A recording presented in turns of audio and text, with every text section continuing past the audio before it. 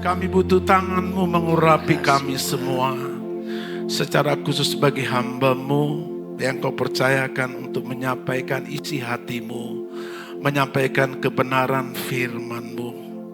Roh Kudus urapi Tuhan firman-Mu, hamba-Mu ini, supaya firman Allah ini memberikan kekuatan, supaya firman Allah yang kami dengar menjadi hidup dalam hidup kami. Kami boleh melihat Tuhan kekuatan-Mu dalam firman-Mu, penghiburan-Mu dalam firman-Mu, dan kami Tuhan melihat kemuliaan mujizat dalam pribadi kami lepas pribadi. Terima kasih, kami siap dengar firman-Mu dalam nama Tuhan Yesus Kristus. Yang siap mendengar firman Tuhan sama-sama kita katakan amin. Haleluya. Silakan duduk saudara. Shalom.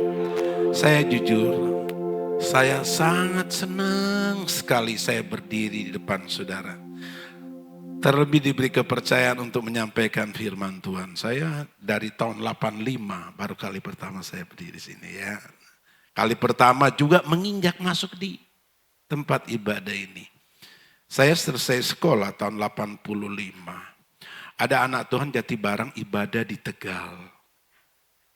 Ibadah di Tegal persis di Jalan Jati, Dr. Sutomo. Saya masih status pengerja. Nah, hamba Tuhan ini memberi kesaksian bahwa hamba Tuhan perintis pertama di Jatibarang itu dari GPDI dan mati syahid di sini. Nah, dengan mendengar berita itu, roh saya menyala-nyala. Saya mau merintis di Jatibarang tahun 87. Saudara, tahun 87. Dan puji Tuhan, ya saya tidak terus merintis pelayanan di sini karena ada yang mengkhianati. Sekalipun pendeta tidak luput dari manusia, betul enggak? Luput manusia. Wah, saya terus terang aja belum aliran Pantai Kosta, masih pantai sebelah. Wah, gini tuh pendeta Pantai Kosta. Saya pikir itu malaikat semua. Wah, kenyataannya, saudara. Ya, gitulah kira-kira pengantar saya.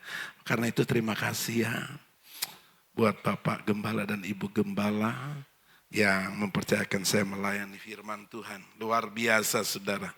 Saya sebenarnya tadi waktu saya mengikuti ibadah nggak perlu khotbah ya. Karena apa? Saya tidak tidak diberitahu bahwa ayat yang harus saya baca ini Kisah Rasul 1 ayat 8, tidak.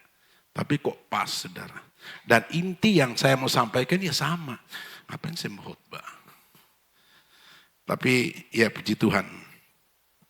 Kita mau dalami ulang. Ada haleluya? Mari kita buka dulu Kisah Rasul pasal 1 ayat 8. Ya, sama-sama kita baca. Ya, kita proklamasikan ayat ini. 1, 2, 3. Kisah para Rasul 1 ayat 8. Tetapi kamu akan menerima kuasa kalau Roh Kudus turun ke atas kamu. Dan kamu akan menjadi saksiku di Yerusalem dan di seluruh Yudea dan Samaria dan sampai ke ujung bumi. Saudara, sebelum saya menyiapkan khotbah ini, saya sudah di WA oleh Bapak Gembala saudara sama Fandi. Fandi, saudara. Jadi apa yang disampaikan, jadi saya simpulkan di tema hari ini. Ini coba lihat temanya, peran Roh Kudus dalam misi kesaksian. Saudara yang kasih dalam Tuhan, Yesus Tuhan kita, memang kita diwajibkan untuk bersaksi, itu wajib. Tapi tidak serta-merta Yesus memerintah pergi seperti apa yang ditulis dalam Matius 28 ayat 19. Lalu dia tidak memberi pembekalan. Tidak mungkin. Tidak mungkin. Saya kasih contoh saudara.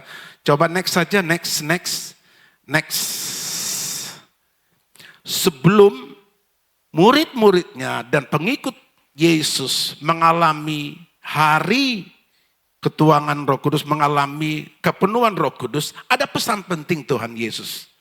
Di dalam Kisah Rasul 1 ayat 4 dan 5 berkata begini, ya, pada suatu hari ketika ia makan bersama-sama dengan mereka, ia melarang mereka meninggalkan Yerusalem dan menyuruh mereka tinggal di situ menantikan janji Bapa. Sekali lagi ya, garis bawahi, Yesus melarang meninggalkan Yerusalem dan menyuruh mereka tinggal di situ menantikan janji Bapa. Yang demikian katanya, telah kamu dengar daripadaku sebab Yohanes membaptis dengan air, tetapi tidak lama lagi kamu akan dibaptis dengan Roh Kudus. Terlalu banyak ayat yang mendukung bahwa yang membaptis itu adalah Yesus itu sendiri, ya, yang membaptis Roh Kudus. Nah, saudara yang kasih dalam Tuhan, mengapa Yesus begitu penting menyampaikan pesan kamu? Ya, ia melarang mereka meninggalkan Yerusalem. Ada apa? Ada tentu saudara, ada maksud. Coba kita lihat di dalam Sakaria pasal 8 ayat 3, tolong next aja. Ya. Berkata begini, beginilah firman Tuhan, aku akan kembali ke Sion. Ini Tuhan sendiri yang berbicara ya. Dan akan diam di tengah-tengah Yerusalem. Yerusalem akan disebut kota setia. Dan gunung Tuhan semesta alam akan disebut Gunung Kudus. Dua pokok penting yang Yesus sampaikan tentunya kepada murid-muridnya harus tinggal di Yerusalem. Kenapa? Mereka di Yerusalem diajar pembentukan diri. Mereka diajar bagaimana mereka harus setia. Setia dan hidup kudus tidak dapat dipisahkan. Saudara, ngapain kita setia beribadah? Setia dengar firman Tuhan. Setia banyak hal dalam pelayanan. Tapi tidak ada pertobatan. Jadi dua hal ini sangat-sangat penting Yesus harus sampaikan. Karena apa saudara? Ya, kalau berbicara setia sama dengan taat. Karena ada rahasia yang dalam sekali kita dapati Yesus mengajar setia, ketaatan dan hidup kudus. Ada. Kalau kita membaca firman Tuhan dalam Yohanes 14 ayat 23, next saja mungkin ya. Nah kita lihat ya, Yohanes 14 ayat 23. Yesus berkata begini, jawab Yesus, jika seorang mengasihi aku, ia akan menuruti firman-Ku. Haleluya. Ini jelas mengatakan jika seorang mengasihi aku, ia akan menuruti firman-Ku. Dia akan taat firman-Ku. Dan Bapakku akan mengasihi dia. Dan ini lihat nih, kami akan datang. Jadi begini, lihat ya. Jawab Yesus, jika seorang mengasihi aku, ia akan menuruti firman-Ku atau taat firman-Ku. Dan Bapakku akan mengasihi dia. Dan kami akan datang kepadanya. Dan ini penting, diam bersama-sama dengan dia. Ketika Tuhan ada di dalam kita, otomatis kita ada power. Untuk apa? Menjadi saksi. Dia ada di dalam. Maaf ya kalau saya banyak ayat. Di dalam Filipi 2 ayat 13 itu jelas sekali. Apa yang ditulis sana? Karena Allah lah yang mengerjakan di dalam kamu baik apa? Kemauan maupun pekerjaan menurut kerelaannya. Maaf ya. Allah lah yang di dalam kita itu yang memberi kemampuan untuk kita melakukan apa yang Tuhan mau.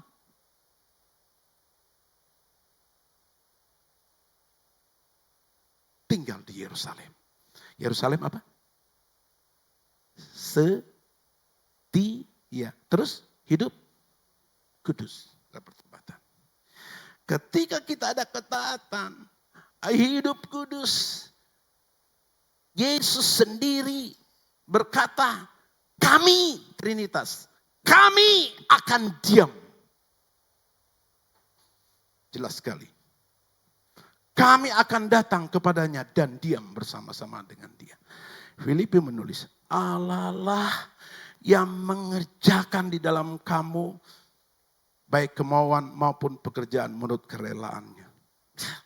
Saudara, memang yang Tuhan tuntut pertama dari kita pilihan. Pilihan. Kita mau enggak mau mengasihi Tuhan. Kita mau enggak mau nurut firman Tuhan. Kita mau taat, itu dari kita.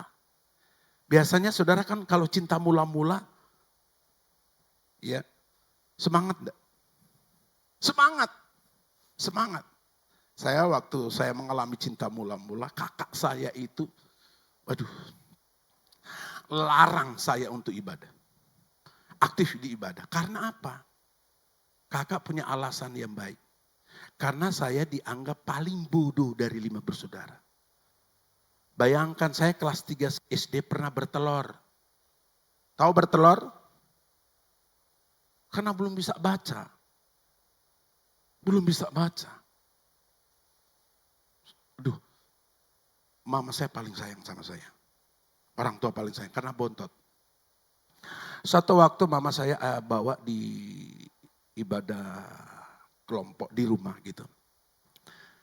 Lalu waktu berdiri berdoa. Namanya saya masih kelas 3 SD ya. Ya pokoknya ikut-ikutan berdoa. Tiba-tiba ada air yang netes di tangan. Saya pikir hujan atau bocor. Ternyata air mata seorang ibu. Anak yang polos, saya pakai bahasa Manado. Ya pareen mama menangis. Kenapa mama menangis? Dia peluk saya saudara. Dia bilang, mama sayang sama kamu. Karena dia tahu saya sedih, tidak naik kelas, dan malu.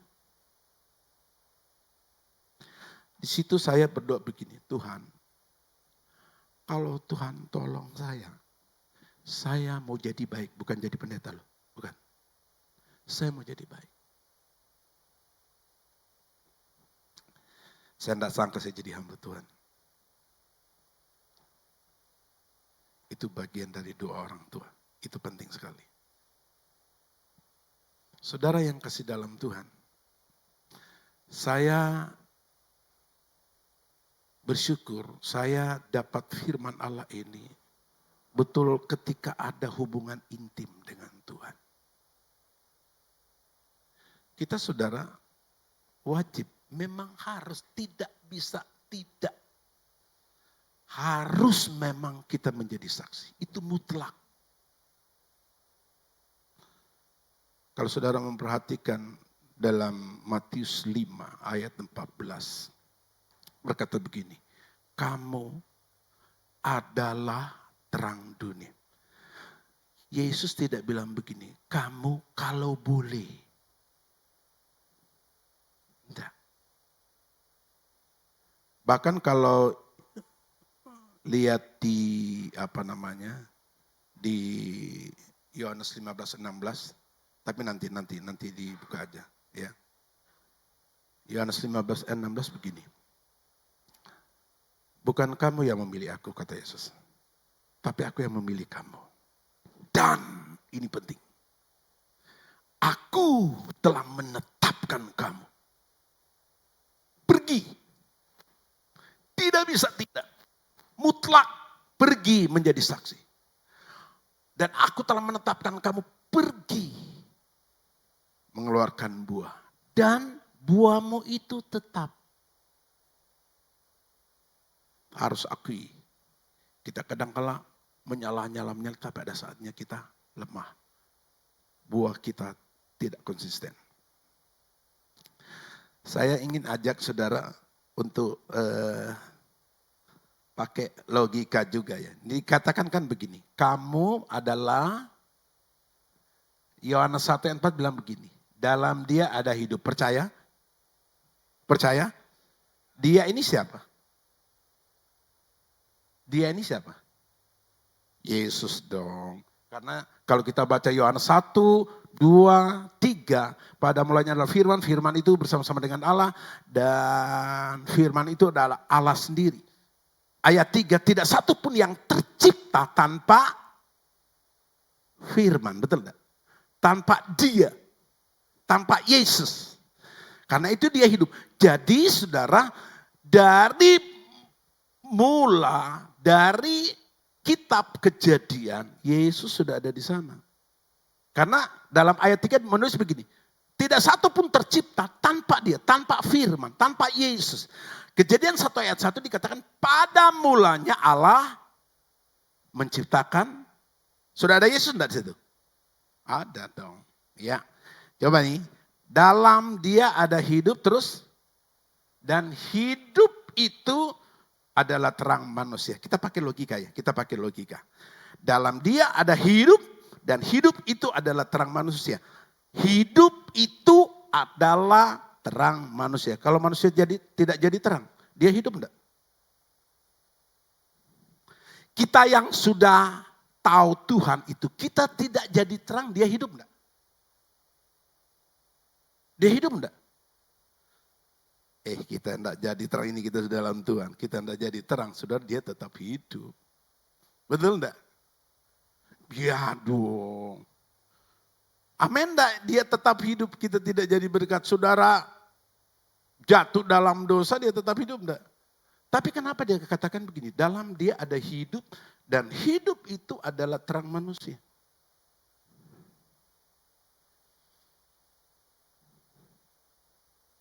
Saya enggak tahu, saya tulis enggak.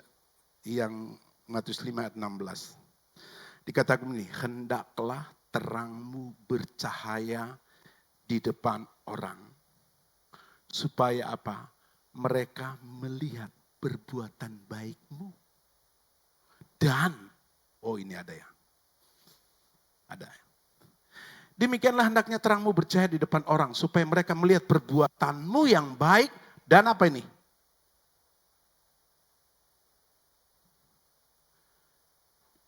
Jadi pentingnya kita bersaksi. Bersaksi bukan kepada kita. Tapi bersaksi yang belum tahu siapa Yesus itu. Dan ketika kita bersaksi, saudara, baru orang tahu berkata, Yesus yang kita sembah itu hidup. Karena itu dia tulis, dalam dia ada hidup, hidup itu adalah terang manusia. Penting kita menjadi terang supaya orang lain tahu Yesus yang kita sembah itu hidup. Itu jelas. Dengan kita bersaksi, mereka memuliakan Bapamu yang di sorga. Oh, dahsyat sekali. Saya bersyukur, jauhkan kesombongan. Saya di Tegal, puji Tuhan, dengan tokoh-tokoh agama di sana itu kenal baik. Saking sudah kenal baik, jadi sahabat. Dan kita kadangkala bercanda, kadangkala serius, bertanya soal kepercayaan kita masing-masing. Satu waktu saudara, ada teman saya, bukan seiman, tokoh agama bilang begini. Ini sudah, ya, namanya sudah sahabat, tidak ada rasa sakit hati kalau ada pertanyaan-pertanyaan yang tajam atau ya memojokkan gitu. Ya sudah biasa, sudah teman. Dia bilang begini, Pak Roy, jangan marah ya. Ngapain marah? Ini mau tanya. Kan Yesus itu Allah, Tuhan. Iya. Kenapa dia berteriak di salib, Allahku, Allahku, mengapa engkau membiarkan aku? Berarti bukan Tuhan dong. Saya ketawa, saudara. Saya bersyukur kapan saja orang bertanya sesuatu yang tidak disiapkan, Roh Kudus siapkan. Kalau kita ada hubungan intim dengan Tuhan, Dia siapkan. Saya langsung bilang begini, Pak, Papa harus tahu ya, Yesus itu sudah ditulis Yohanes 1 pada mulanya adalah firman. Firman itu bersama-sama dengan Allah dan firman itu adalah Allah sendiri. Ayat 14, tahu enggak Pak? Tahu. Ternyata dia baca Alkitab juga. Dia jadi manusia. Saya bilang dia jadi manusia. Loh, Filipi, saya kasih ayat lagi. Filipi menulis statusnya sebagai Allah. Kemahabesarannya dia. Itu dia tanggalkan loh. Jadi sama seperti saya. Makanya Yesus, saudara, jangankan dia berarti Allahku. Dia bisa mengadakan mujizat. Tapi dia pernah lapar, dia pernah haus. Lalu yang membuat Yesus dalam Alkitab banyak membuat mujizat, bukan anak manusianya, bukan Yesus. Loh, kok bukan Yesus? Dia manusia kok. Yang membuat mujizat itu adalah Roh Allah yang diam dalam Yesus. Loh, baca dalam Injil Lukas, Injil Matius. Yesus pernah mengalami rasa takut enggak? Dia takut. Dia gentar. Kita pakai logika, Tuhan kok gentar? Tapi jangan lupa, dia jadi manusia. Bahkan derajatnya lebih rendah, Ibrani menulis, lebih rendah dari malaikat. Yesus itu dibuat sama seperti kita. Yesus jadi berdosa enggak? Dibuat seperti saudara dan saya. Enggak bisa buat apa-apa. Makanya saudara, lihat ya. Waktu Yesus memulai pelayanan, dia taat melakukan apa yang menjadi kehendak Bapa di sorga. Umur 30 dia memberi apa? Saudara ingat enggak? Memberi diri di baptis. Lalu Alkitab menulis, Roh Allah turun. Turun itu sebetulnya sama dengan mengurapi, sama dengan melantik. Dilantik. Loh kenapa kok Roh Kudus turun? Dia jadi manusia. Enggak bisa buat apa-apa. Yang membuat dia jadi apa-apanya, dapat melakukan perkara yang besar, perkara yang ajaib, Roh Allah yang diam dalam kita. Sama dengan kita. Kita tidak bisa menjadi saksi di luar. Kalau kita tidak ada membangun hubungan intim dengan Tuhan. Tidak ada ketaatan. Kalau kita ada ketaatan, ada pertobatan, ada kekudusan, saudara. Jelaskan tadi Yohanes 14 ayat 23. Kami akan diam. Diam. Kita bisa membuat mujizat. Kita baca sama-sama ya. 1,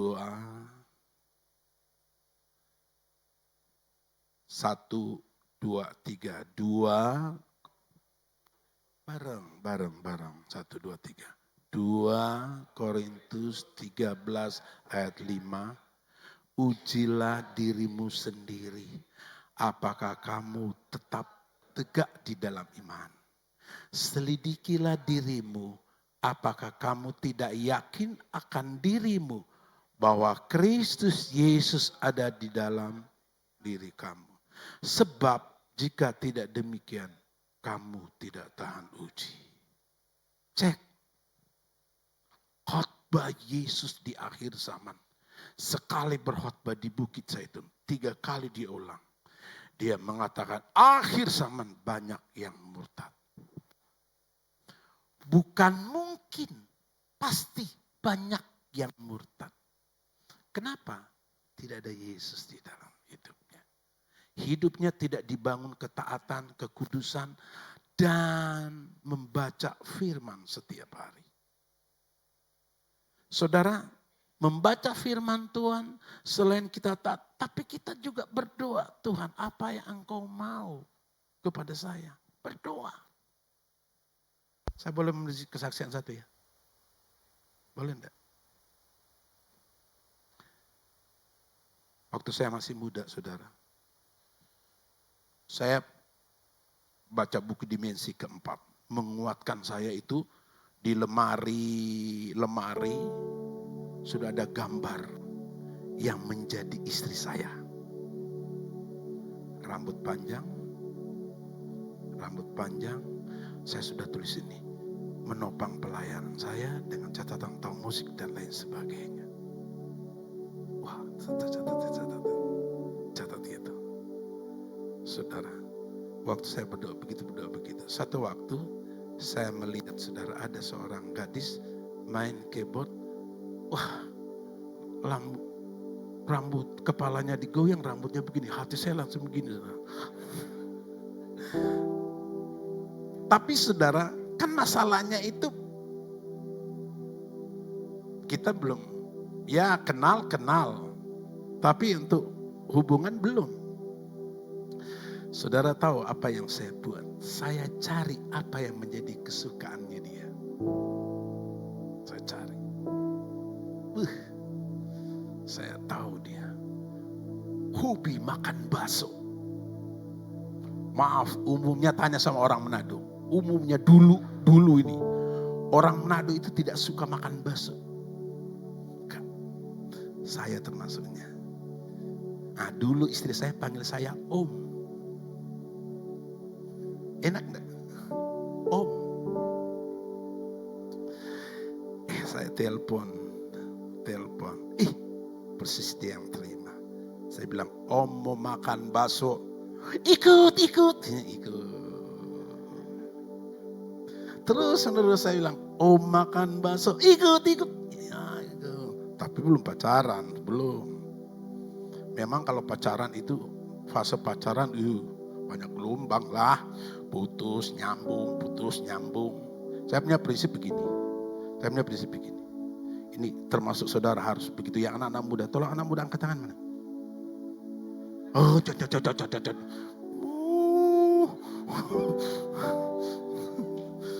yang belum punya istri. Jadi begini. Harus komitmen. Dalam Tuhan itu satu-satu. Kecuali putus, cari lagi. Betul enggak? Nah, sudah jadi akhirnya. Puji Tuhan, bahwa putus, nyambung. Jadi juga. Puji Tuhan, saya bersyukur saya dapat istri saya sekarang ini.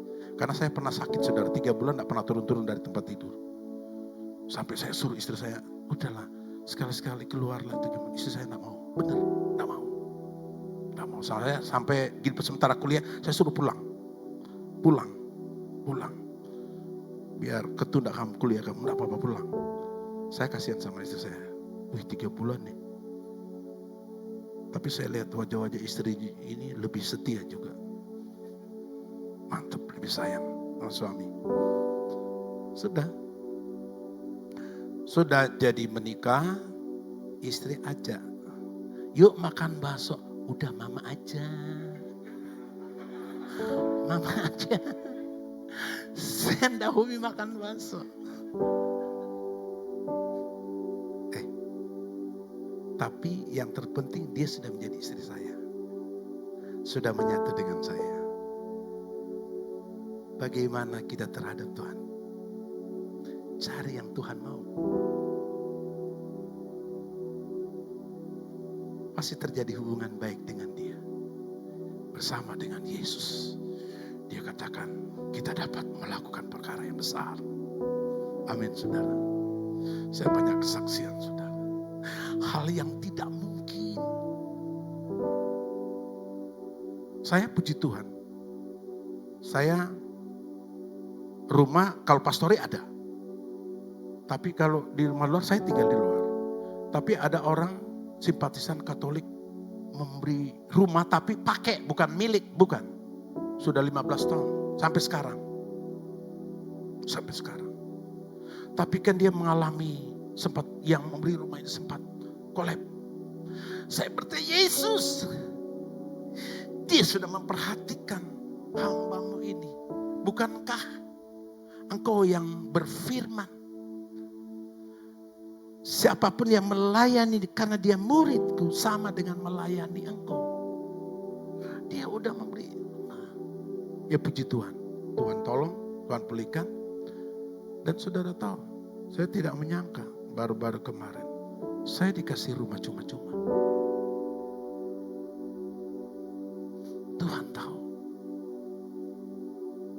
Apa sih persoalan kita? Apa kita datang sini langsung berkata, Yesus, saya ini ada beban. Maaf, beban tetap ada. Saudara, siapapun dia selama dengan Yesus. Itu Yesus sudah lihat. Dalam Lukas 22 dia melihat, Simon, Simon, aku telah melihat iblis jatuh. Dan dia menuntut menampi kamu. Lalu Yesus berkata begini, tapi jangan takut. Aku telah berdoa supaya imanmu tidak gugur. Loh, Yesus, sekali lagi, Yesus berdoa kepada siapa? Kepada status murid, kepada status yang ada hubungan intim dengan Tuhan. Ada masalah? Tetap ada. Prioritaskan Yesus hadir dalam hidup. Saudara, masalah gini saudara. Ketika ada masalah ini, kita berdoa bangun intim dengan Tuhan. Kita diberikan kekuatan besar karena Allah di dalam. Besar. Masih ada percobaankah? Masih. Tapi percobaan yang saya lihat ini jadi kecil. Percobaan-percobaan biasa. Coba perhatikan apa yang ditulis dalam. Percobaan-percobaan yang kita hadapi adalah percobaan yang biasa kan? Tidak melebihi kekuatan. Tapi ayat akhirnya itu endingnya. Karena Allah itu setia. Dia sendiri yang di dalam kita itu memberi jalan keluar. Doa hebat. Luar biasa saudara. Tuhan Yesus memberkati. Saya selesai menyampaikan firman Tuhan. Tuhan Yesus